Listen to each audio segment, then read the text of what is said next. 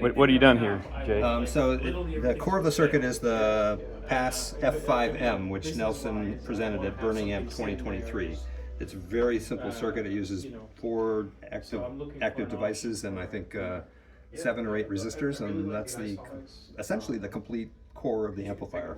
I modified the design somewhat to add a speaker protection circuit and balanced inputs, and did a little bit beefier power supply because I had some of these components in a previous build that I took apart to build this one. So it uses a soft start and then an active rectifier with filters, and then a capacitance multiplier, and then that feeds an extra capacitor bank that provides additional energy storage. And there's also small capacitors that are right next to the output devices to provide lower impedance for a lower output impedance for the power from the power supply to the circuit.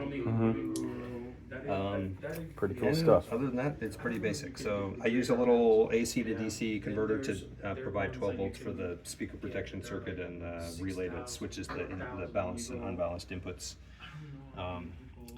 But otherwise, it's pretty similar to the standard Pass F5M circuit. And you can build the full F5M design with power supply and chassis and everything for about $400. So for that price, it's just a steal. Although I worry about that. Well, so that was a little bit there, right? No, actually the transformer. Is that part of it? Yeah, the transformer. Holy moly! It's about $50 now. I added the cover, which you don't really need. So the cover adds another, I don't know, $35 or $40 or something like that.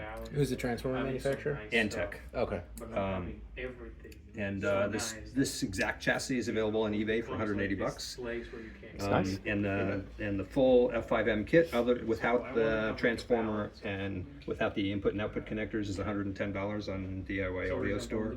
So you could really, you could put together a full amp if you're willing to drill your own holes for the back panel and stuff for about $400. Amazing.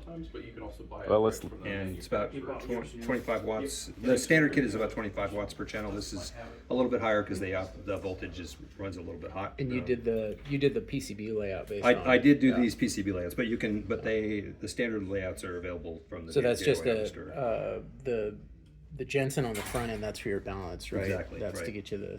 Yep. And that's what 10K to 10K bridging, or. Right. Okay.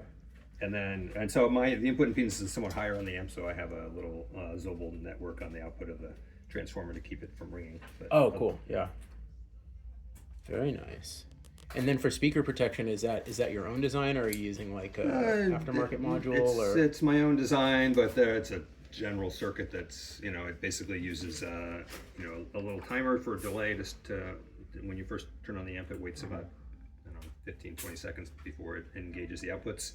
And then it has a little optocoupler that basically looks for any voltage, DC voltage that exceeds about 1 volt after going through an RC filter, long time constant RC filter like 0.1 hertz or something like that.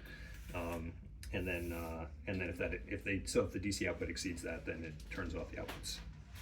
I really like your PCB layout. It really looks nice. Oh, thank you. Yeah, it's hard to believe this is a $400 here. This looks like anybody like $2,500, right?